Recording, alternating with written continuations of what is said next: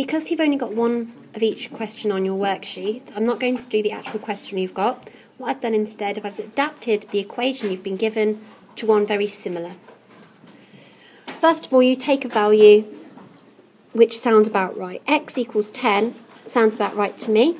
That's going to give me an answer of 970. However, 970 is too big. Next logical step is X is 9.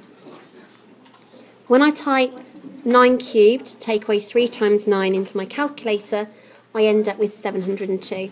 702 is too small. Go for the midpoint.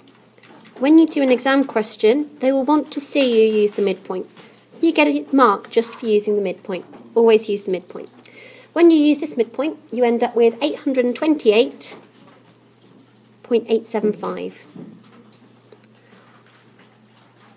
This is still too small because we need 873. So we're going to go for a point that's in between 9.5 and 10 because they are the big and small ones that we want to go between. I'm going to go for 9.7. 9.7 gives me 883.573, which is too big, but quite close now.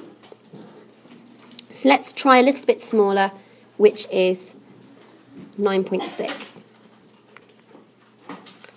9.6 gives me 855.936.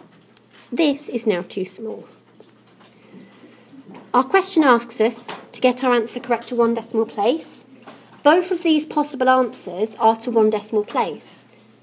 The actual solution lies somewhere between them, which means that one of these is the closest and one of them is the approximate solution.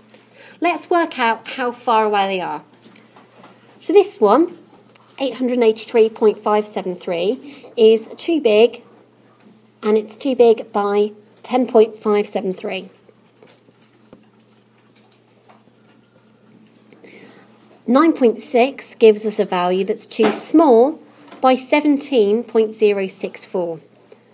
Looking at these numbers, we decide which one is closer. This one is closer. This is the closest I can get to 873. So my answer is the value of x, and the value of x is x equals 9.7. This is not your answer.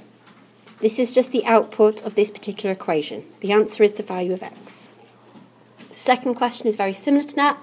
Make sure you're using your calculator carefully. When you put in cubed, for example, 9.6 cubed, you need to use this button here.